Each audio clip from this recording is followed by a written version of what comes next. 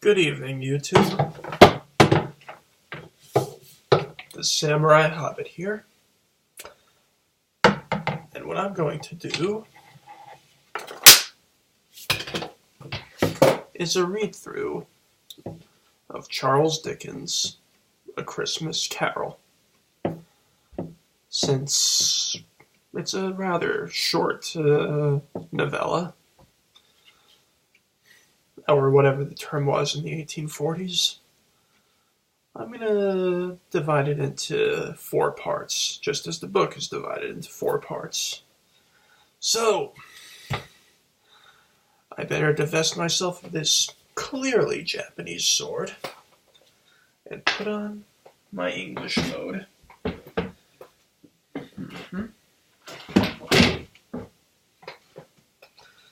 I got me an English cuppa here.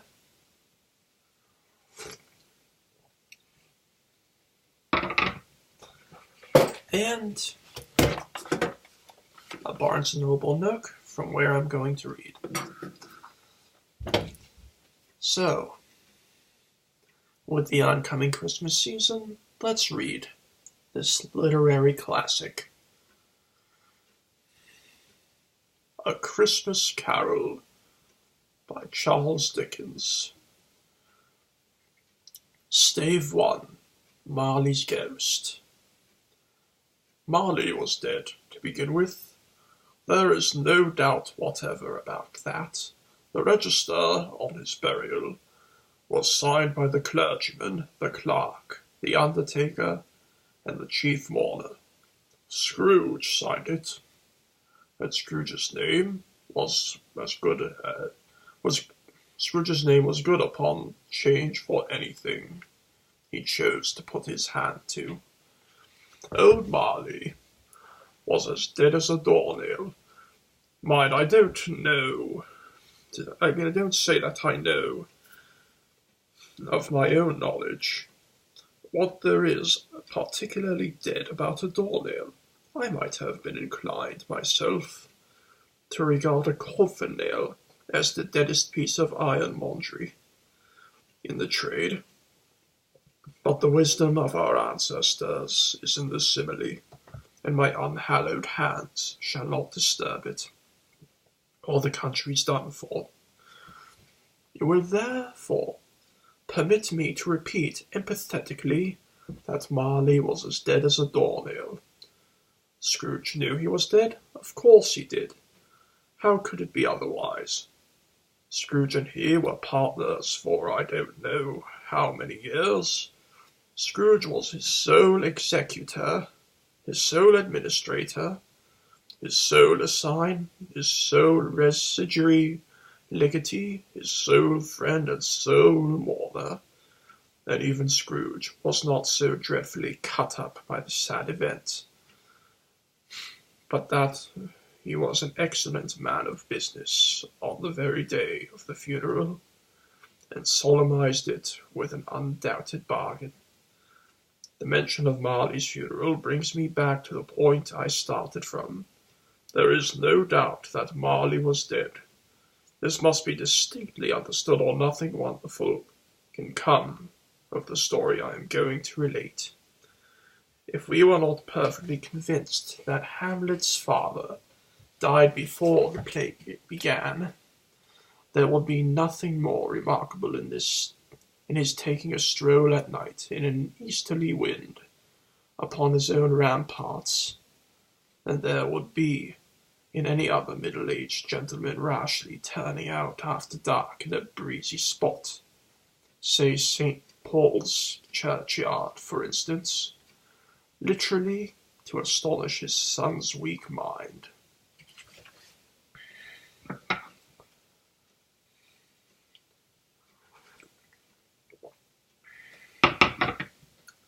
Scrooge never painted out old Marley's name.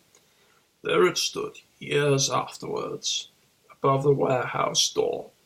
Scrooge and Marley. The firm was known as Scrooge and Marley. Sometimes people new to the business called Scrooge Scrooge, and sometimes Marley, but he answered to both names. It was all the same to him. Oh, but he was a tight-fisted hand at the grindstone, Scrooge. A squeezing, wrenching, grasping, scraping, clutching, covetous old sinner. Try to say that 3 times fast. Hard and sharp as flint, from which no steel had ever struck out generous fire, secret and self-contained, and solitary as an oyster. The cold within him froze his old features, nipped his pointed nose, shriveled his cheek, stiffened his gait, made his eyes red, his thin lips blue, and spoke out shrewdly in his grating voice. A frosty rime was on his head and on his eyebrows, and his wiry chin. He carried his own low temperature always about him. He iced his office in the dog days, and didn't thaw 1 degree at Christmas. External heat and cold had little influence on Scrooge. No warmth could warm, no wintry weather chill him. No wind that blew was bitterer than he.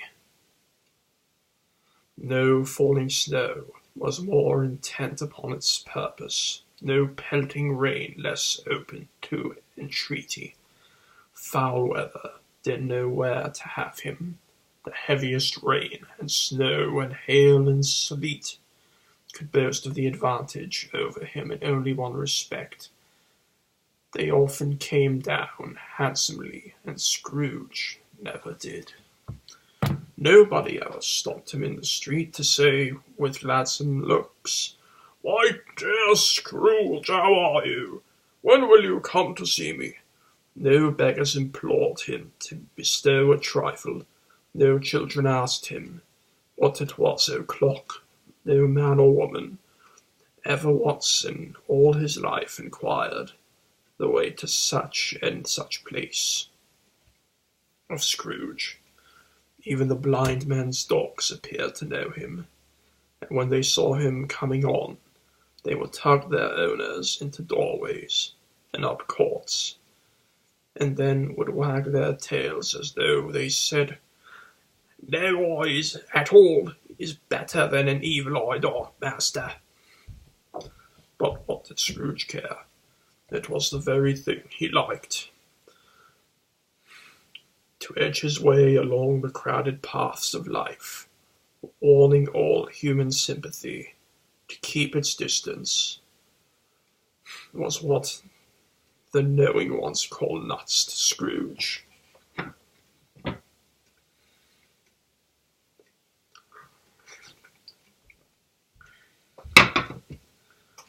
Once upon a time, of all the good days in the year, on Christmas Eve, old Scrooge sat busy in his counting house. It was cold, bleak, biting weather, foggy withal, and he could hear the people in the court outside go wheezing up and down, beating their hands upon their breasts, and stamping their feet on the pavement stones to warm them. The city clocks had only just gone 3, but it was quite dark already. It had not been light all day, and candles were flaring in the windows of the neighbouring offices, like ruddy smears upon the palpable brown air. The fog came pouring in at every chink and keyhole, and was so dense without that although the court was of the narrowest, the houses opposite were mere phantoms. To see the dingy cloud come drooping down, obscuring everything, one might have thought that nature lived hard by, and was brewing on a large scale. The door of Scrooge's counting house was open. so he might keep his eye upon his clerk, who in a dismal little cell beyond, a sort of tank, was copying letters.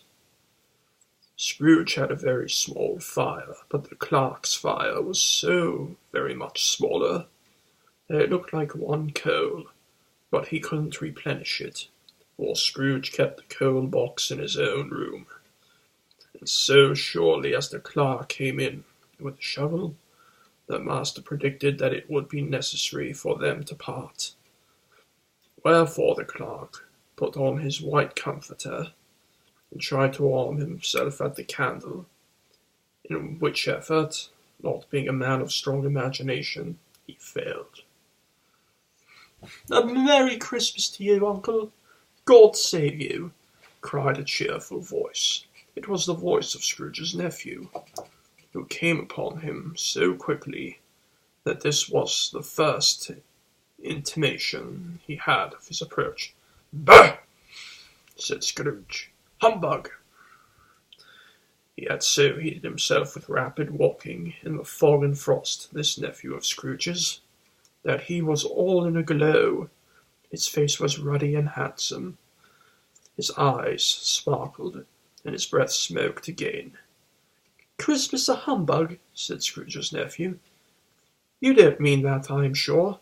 "I do," said Scrooge. "Merry Christmas! What right have you to be merry? What reason have you to be merry? You're poor enough." "Come, then," returned the nephew gaily. "What right you have to be so dismal? What right have you to be morose? You're rich enough." Scrooge, having no better answer ready in the spur of the moment, said, "Bah!" again, and followed up with humbug. "Don't be cross, Uncle," said the nephew. "What else can I be?" returned the uncle, "when I live in a world such a world of fools as this? Merry Christmas! Out upon Merry Christmas! What's Christmas but a time to you, but a time for paying bills without money? A time for finding yourself a year older, but not an hour richer?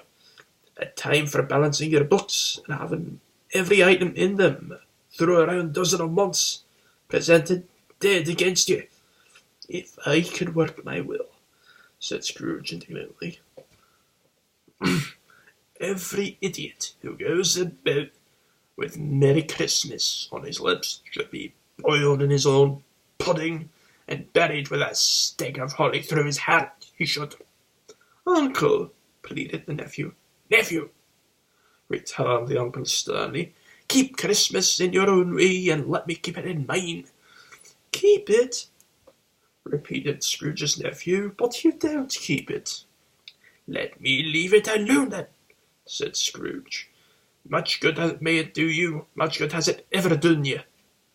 "There are many things from which I might have derived good by which I have not profited, I dare say," returned the nephew. "Christmas among the rest.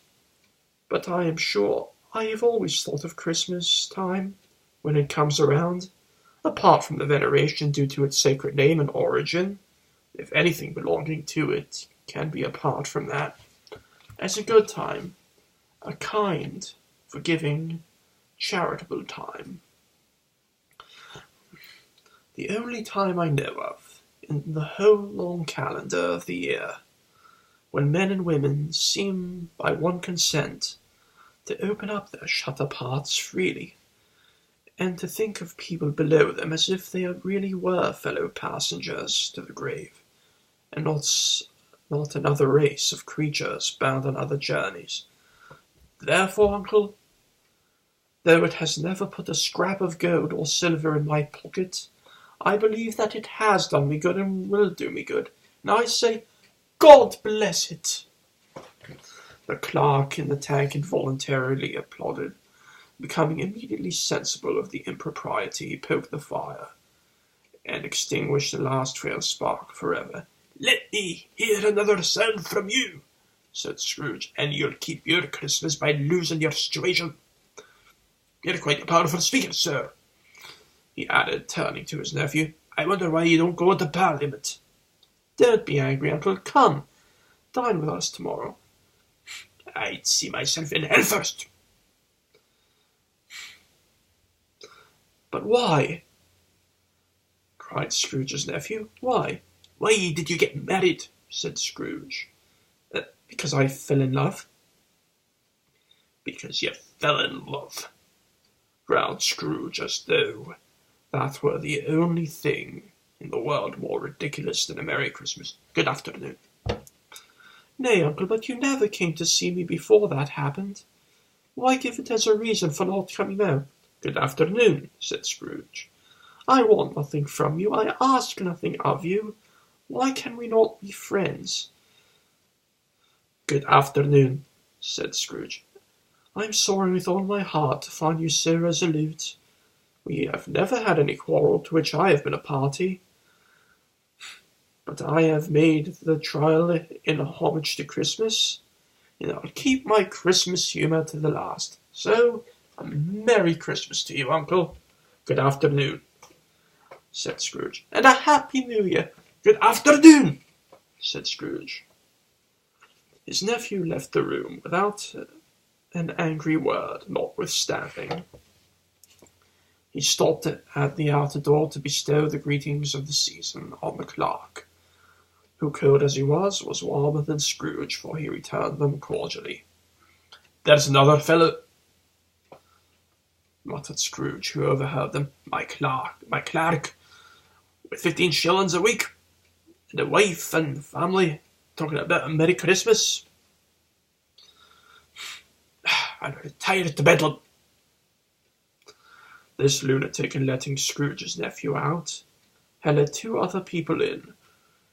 They were portly gentlemen, pleasant to behold, and now stood with their hats off in Scrooge's office. They had books and papers in their hands and bowed to him.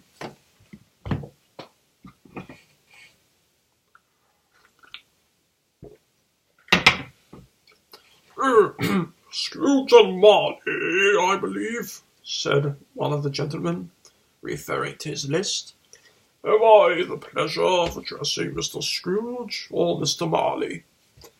Mr. Marley's been dead these 7 years, Scrooge replied. He died 7 years ago, this very night. Oh, we have no doubt. His liberality is well represented by his surviving partner, said the gentleman, presenting his credentials.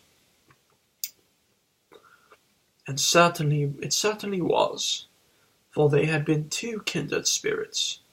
At the ominous word liberality, Scrooge frowned and shook his head, and handed the credentials back. At this festive season of the year, Mr. Scrooge, said the gentleman, taking up a pen, it is more than usually desirable that we shall make some slight provision for the poor and destitute, who suffer greatly at the present time. Many thousands are in want of common necessities. Hundreds of thousands are in want of common comforts. Are there no prisons? Asked Scrooge. Plenty of prisons, said the gentleman, laying down the pen again. And the union workhouses? Demanded Scrooge. Are they still in operation? They are still, returned the gentleman. I wish they could say they were not. The treadmill and poodle are in full vigour then, said Scrooge. Both very busy, sir. Oh, I was afraid from what you said at the first. Something had occurred to stop 'em in their useful course, said Scrooge. I'm very glad to hear it. Under the impression that they scarcely furnish Christian cheer of mind or body to the multitude, returned the gentleman. Few of us are endeavouring to raise a fund to buy the poor some meat and drink and means of warmth. We chose this time because it is a time of all others when want is keenly felt and abundance rejoices. What shall I put you down for? Nothing, Scrooge replied. You wish to be anonymous? I wish to be left alone, said Scrooge. Since ye ask me what I wish, gentlemen, That is my answer. I don't make merry myself at Christmas, and I can't afford to make idle people merry.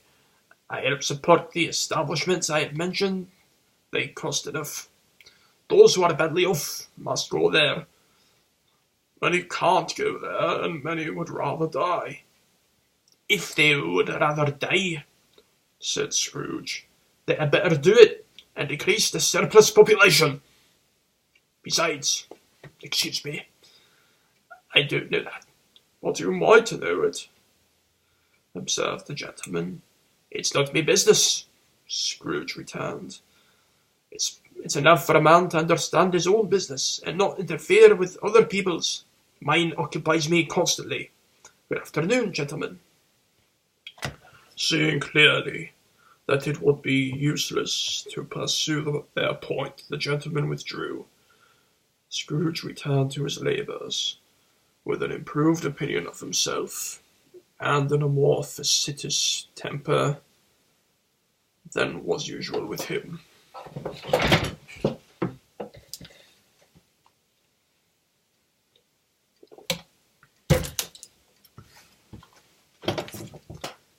Meanwhile, the fog and darkness thickened so that people ran about with flaring links, proffering their services to go before horses and carriages, and conduct them on their way. The ancient tower of the church, whose gruffled bell was always peeping slyly down at Scrooge, out of a Gothic window in the wall, became invisible, and struck the hours and quarters in the clouds, with tremulous vibrations afterwards, as if its teeth were chattering in its frozen head up there. The code became intense in the main street at the corner of the court. Some labourers were repairing the gas pipes, and had lighted a great fire in the brazier, round which a party of ragged men and boys were gathered, warming their hands and winking their eyes before the blaze and rapture. The water plug, being left in solitude, its overflowing sullenly congealed, and turned to misanthropic ice. The brightness of the shops were holly sprigs and berries crackled in the lamp heat of the windows, made pale faces ruddy as they passed. Poulterers and grocers' trades became a splendid joke, a glorious pageant, with which it was next to impossible to believe that such dull principles as bargain and sale had anything to do with. The Lord Mayor in his stronghold of the mighty mansion house gave orders to his 50 cooks and butlers to keep Christmas as a Lord Mayor's household should.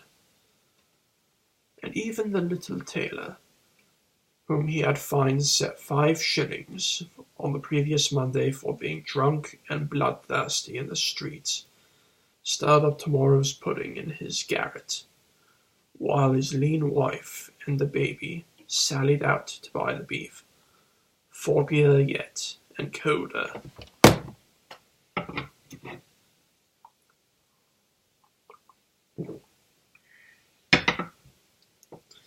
Piercing, searching, biting cold. If the good Saint Dunstan had but nipped the evil spirit's nose with a touch of such weather as that, instead of using his familiar weapons, then indeed he would have wrought a lusty purpose.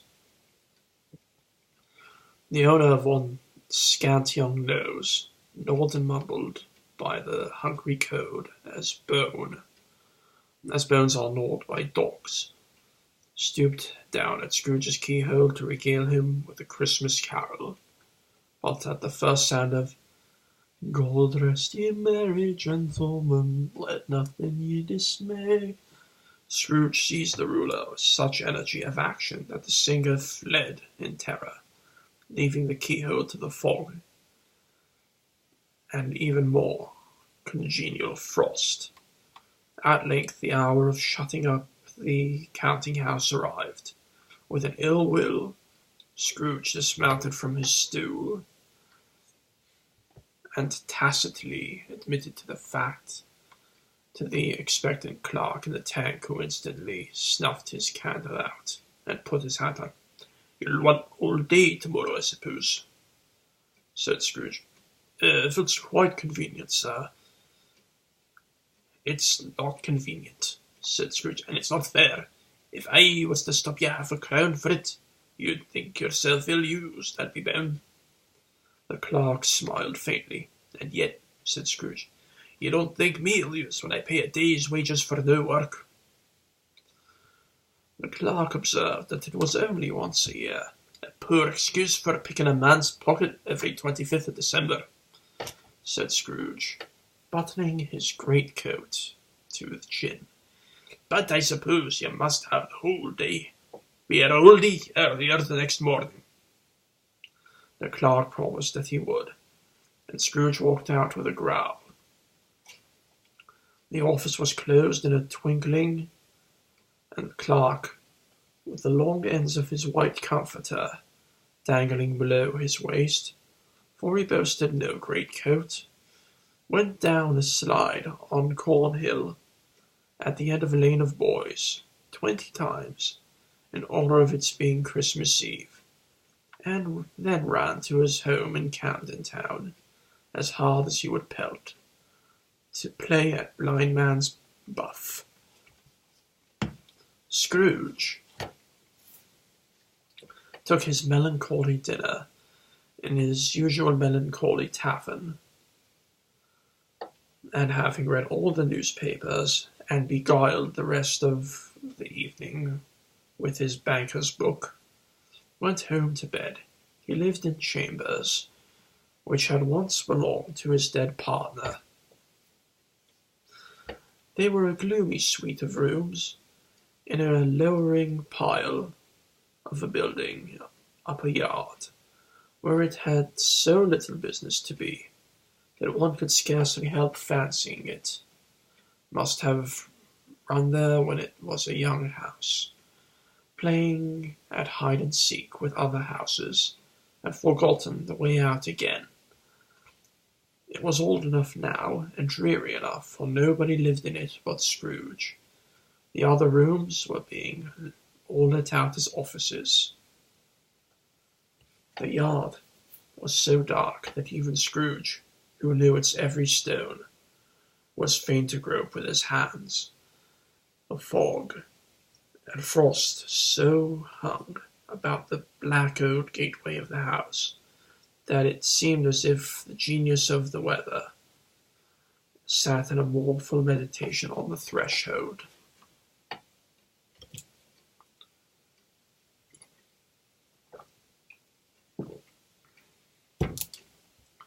Now it is a fact that there was nothing at all particular about the knocker on the door, except that it was very large.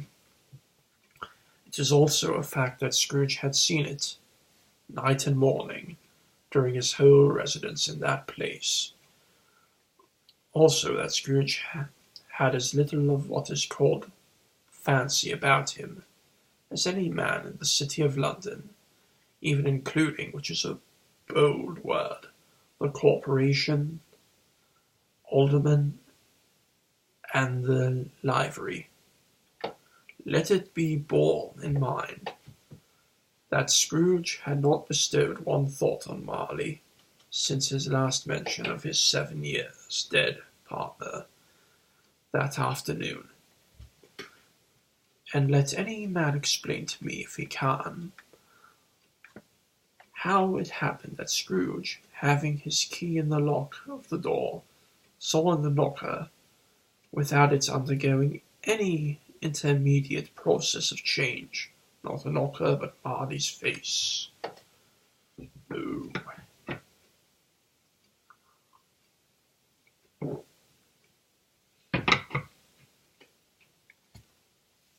Marley's face. It was not an impenetrable shadow, as the other objects in the yard were, but had a dismal light about it, like a bad lobster in a dark cellar. It was not angry or ferocious, but it looked at Scrooge as Marley used to look, with ghostly spectacles turned up on its ghostly forehead. The hair was curiously stirred, as if by breath or hot air, and, though the eyes were wide open, they were perfectly motionless. That, and its livid colour, made it horrible, but its horror seemed to be in spite of the face and beyond its control, rather than a part of its own expression. As Scrooge looked fixedly at this phenomenon, it was a knocker again.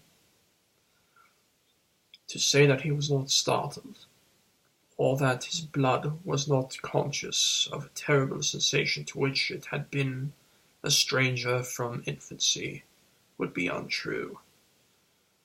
But he would put his hand upon the key. He put his hand on the key he had relinquished, and turned it sturdily, walked in, and lighted his candle. He did pause, with a moment's irresolution, before he shut the door, and he did look cautiously behind at first, as if he half expected to be terrified with the sight of Marley's pigtail sticking out into the hall. But there was nothing on the back of the door, except the screws and nuts that held the knocker on. So he said, "Pooh-pooh," and closed it with a bang.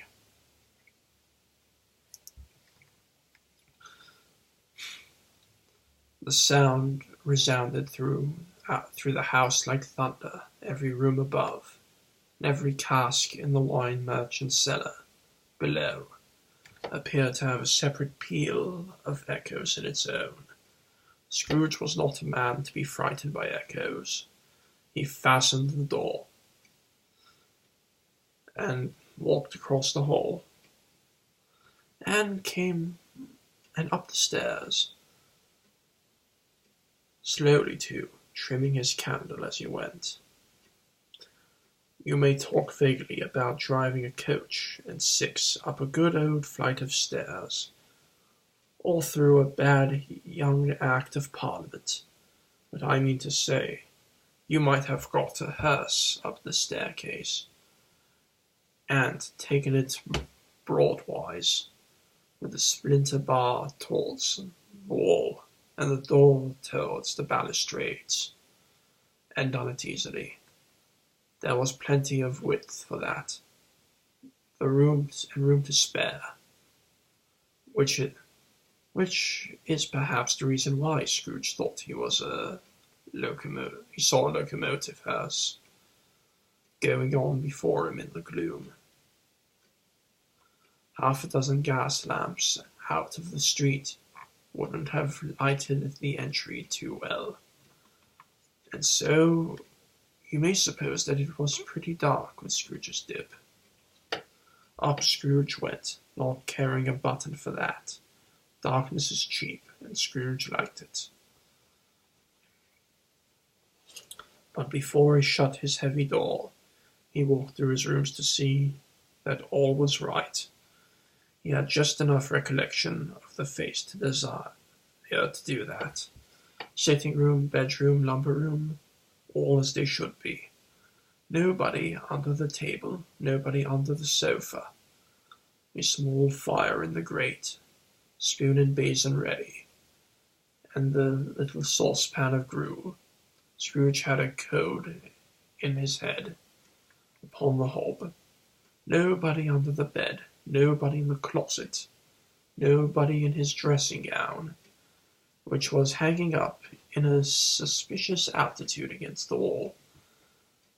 Lumber room, as usual. Old fire guards, old shoes, 2 fish baskets, washing stand on 3 legs, and a poker.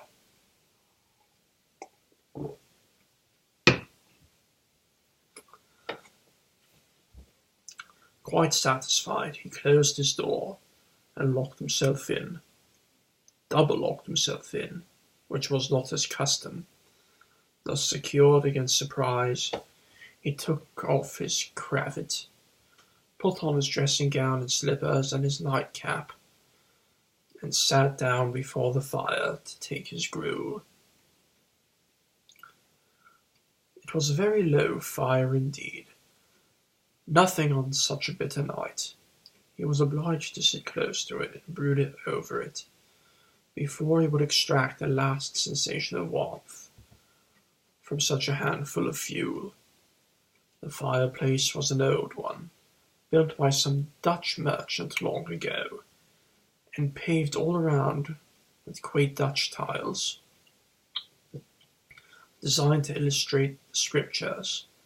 There were Cains and Abels, Pharaoh's daughters, queens of Sheba, angelic messengers descending through the air on clouds like feather beds, Abraham's, Belshazzar's, apostles, putting off to sea in butter boats, hundreds of figures to attract his thoughts, and yet the face of Marley, 7 years dead, came like the ancient prophet's rod, and swallowed up the whole. If each smooth tile had been blank at first, with power to shape some picture on its surface from the disjointed fragments of his thoughts, there would have been a copy of old Marley's head on every one. "Humbug!" said Scrooge, and walked across the room. After several turns, he sat down again. As he drew his head back in the chair, his glance happened to rest upon a bell, a disused bell, that hung in the room, and communicated for some purpose now forgotten with a chamber in the highest story of the building. It was with great astonishment, and with a strange inexplicable dread, that as he looked, he saw the bell began to swing. It swung so softly in the outset that it scarcely made a sound, but soon it rang out loudly. So did every bell in the house. This might have lasted half a minute, or a minute, but it seemed an hour. The bells ceased as they had begun together. They were succeeded by a clanking noise, deep below, as if some person were dragging a heavy chain over the casks in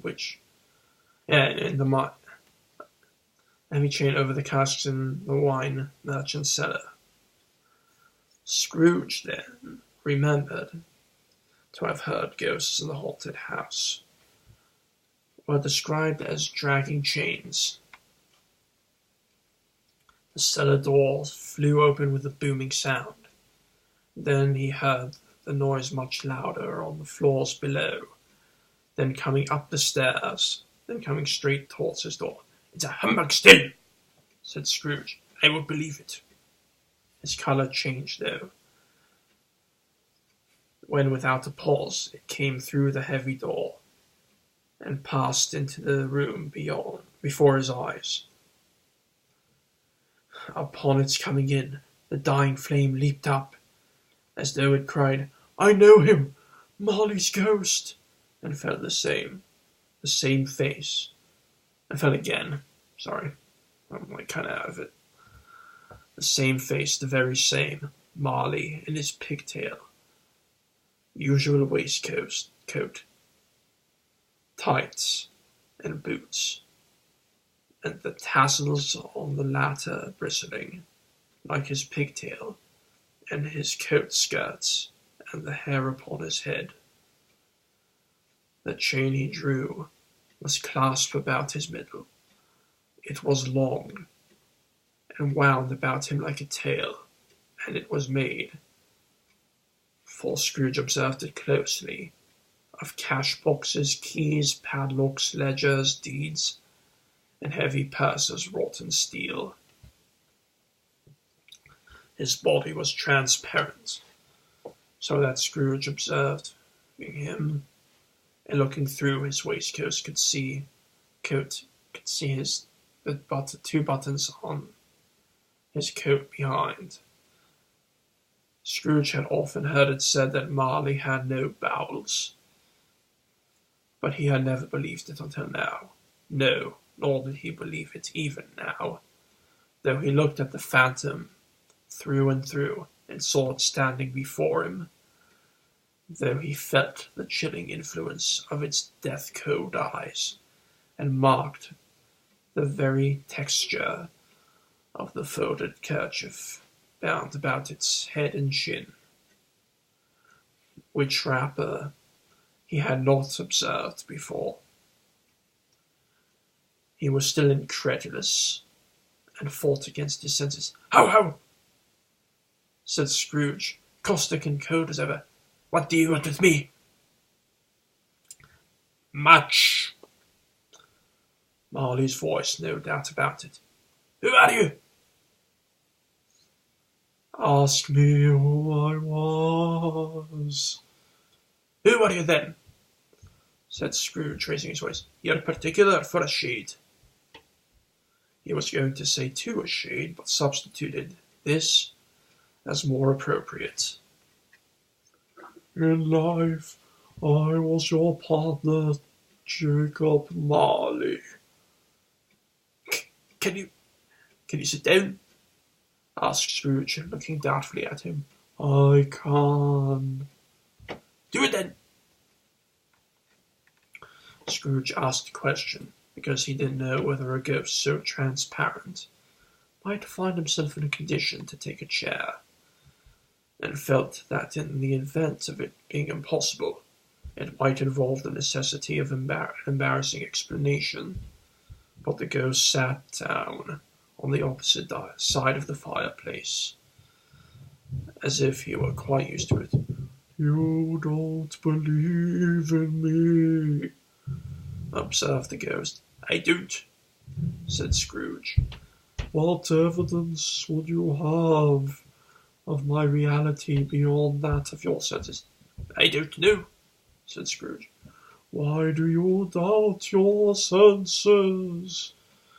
"Because," said Scrooge, "a little thing affects them. A slight disorder of the stomach makes them cheat.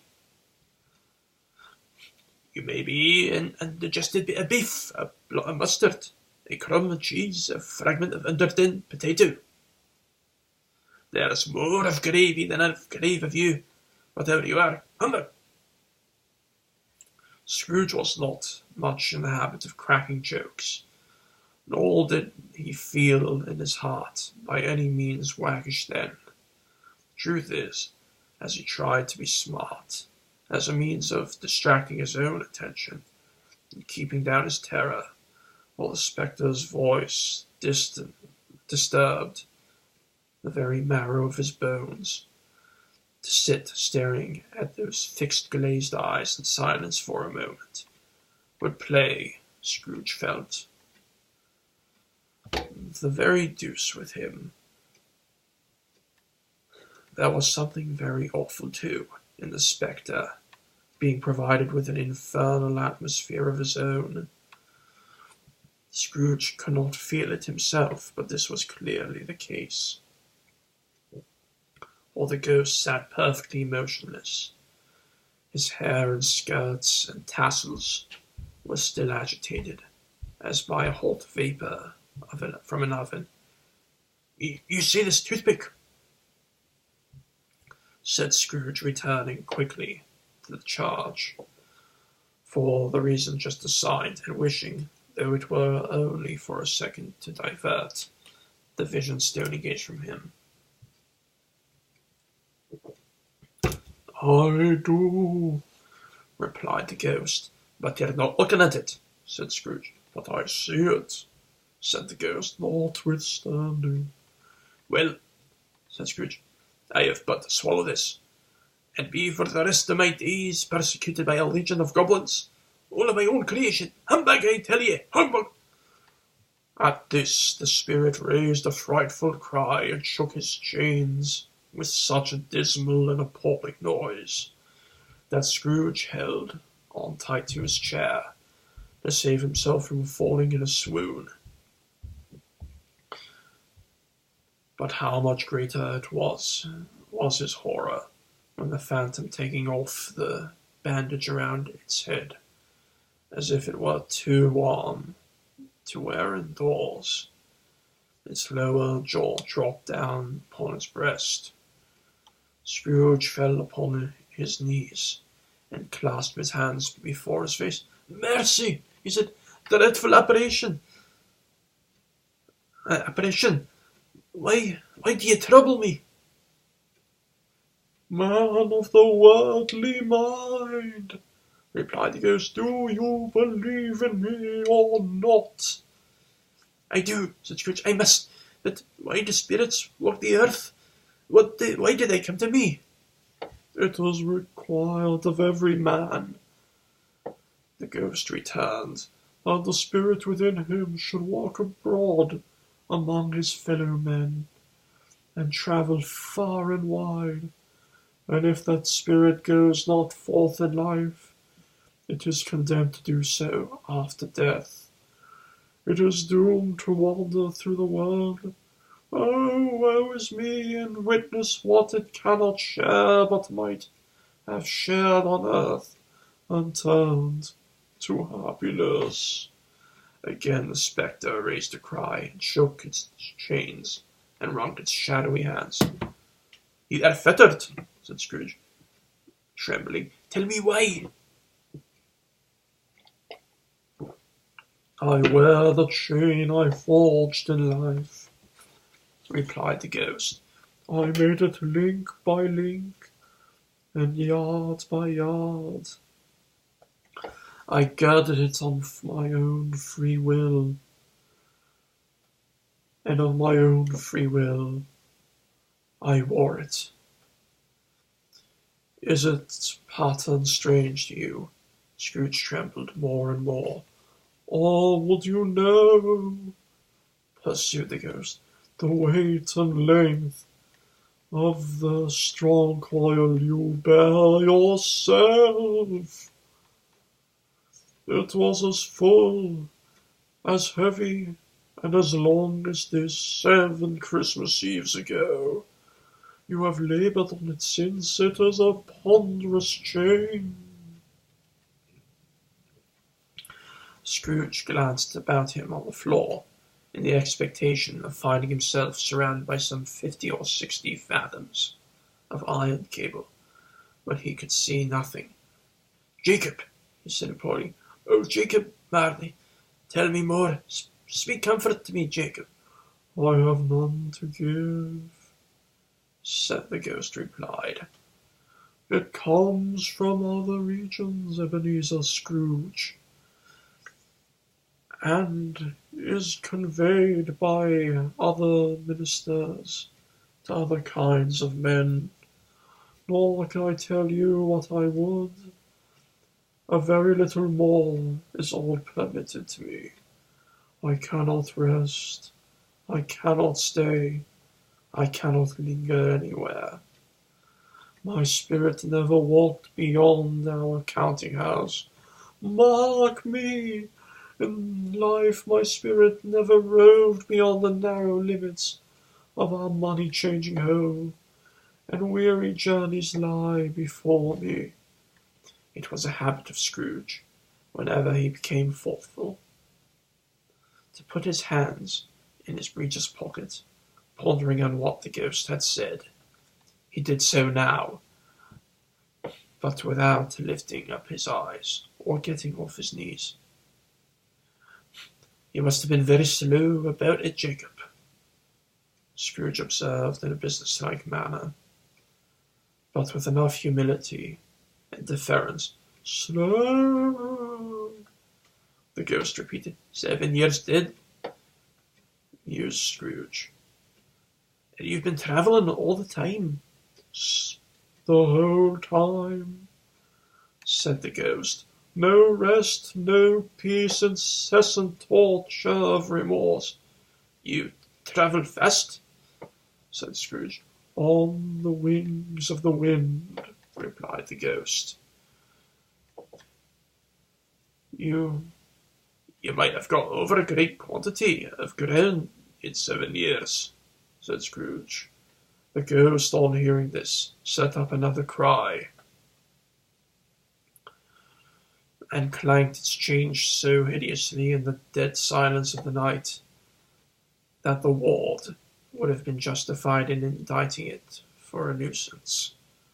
"Oh, captive bound in double irons," cried the phantom, "not to know that the ages of incessant labour by immortal creatures, for this earth must pass into eternity, before the good of which it is susceptible is all developed, not to know that any Christian spirit, working kindly in its little sphere, wherever it may be, will find its mortal life too short for its vast means of usefulness, not to know that no space of regret can make amends of one's life's opportunity misused. Yet such was I, oh, such was I." "But Jacob, you are always such a good man of business," faltered Scrooge, who now began to apply this to himself. "Business!" cried the ghost, wringing its hands again. "Mankind was my business. Their common welfare was my business. Charity, mercy, forbearance, and benevolence were all my business. The dealings of my trade were but a drop of water in the comprehensive ocean of my business." It held up its chain at arm's length, as if that were the cause of all its unavailing grief, and flung it to the ground again.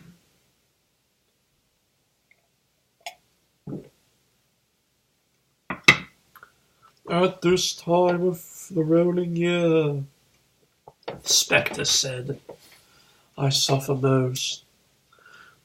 Why did I walk through the crowds of fellow beings with my eyes turned down, and never raised them to the blessed star which led wise men to a poor abode? Were there no poor homes to which its light would have conducted me?" Scrooge was very much dismayed to hear the spectre going on at this rate, and began to quake exceedingly. "Hear me!" cried the ghost. "My time is nearly gone." "I will," said Scrooge, "but don't be hard upon me. Don't be flary, Jacob, pray." "How is it that I appear before you in a shape that you can see? I may not tell. I may have sat invisible beside you many and many a day." It was not an agreeable idea. Scrooge shivered, and wiped the perspiration from his brow. "There is no light part of my penance," pursued the ghost. "Excuse me. I am here tonight to warn you that you may have a chance and hope of escaping my fate. A chance and hope of my procuring Ebenezer." "You are always a good friend to me," said Scrooge. "Thank you." "You will be haunted," resumed the ghost, "by 3 spirits." Scrooge's countenance fell almost as low as the ghost's had done. "Is that the chance of hope you mentioned, Jacob?" he demanded, in a faltering voice. "It is." I think I'd rather not," said Scrooge. "Without their visits," said the ghost, "you cannot hope to shun the path I tread. Expect the first tomorrow, when the bell tolls 1. "Couldn't I take all of them at once, and have it over with, Jacob?" hinted Scrooge. Expect the second on the next night at the same hour. The third upon the next night, when the last stroke of 12 has ceased to vibrate. Look to see me no more, and look that for your own sake you remember what has passed between us. When it had said these words, the spectre took its wrapper from the table and bound it round its head as before. Scrooge knew this by the smart sound its teeth made when the jaws were brought together by the bandage. He ventured to raise his eyes again, and found his supernatural visitor confronting him in an erect attitude, with its chain wound over and about its arm. The apparition walked backward from him, and at every step it took, the window raised itself a little, so that when the spectre reached it, it was wide open. It beckoned Scrooge to approach, which he did. And when they were within 2 paces of each other, Marley's ghost held up its hand, warning him to come no nearer. Scrooge stopped, not so much in obedience as in surprise and fear. For on the raising of the hand, he became sensible of the confused noises in the air, incoherent sounds of lamentation and regret, wailings inexpressibly sorrowful and self-accusatory. The spectre, after listening for a moment, joined in the mournful dirge, floated out upon the bleak dark night. Scrooge followed to the window. It was desperate. In his curiosity, he looked out. The air was filled with phantoms, wandering hither and thither in restless haste, moaning as they went. Every one of them wore chains like Marley's ghost. Some few, they might be guilty governments, were linked together. None were free. Many had been personally known to Scrooge in their lives. He had been quite familiar with one old ghost in a white waistcoat, with a monstrous iron safe attached to his ankle, who cried piteously at being unable to assist a wretched woman with an infant whom it saw below upon a doorstep. The misery with them all was clearly that they sought to interfere for good in human matters, but lost the power forever. Whether these creatures faded into mist, or mist enshrouded them, he could not tell. But they and their spirit voices faded together, and the night became as it had been when he walked home. Scrooge closed the window and examined the door by which the ghost had entered. It was double-locked, as he had locked it with his own hands, and the bolts were undisturbed. He tried to say humbug, but stopped at the first syllable. And, being from the emotion he had undergone, or the fatigues of the day, or his glimpse of the invisible world, or the dull conversation of the ghost, or the lateness of the hour, much in need of repose, he went straight to bed, without undressing, and fell asleep upon the instant.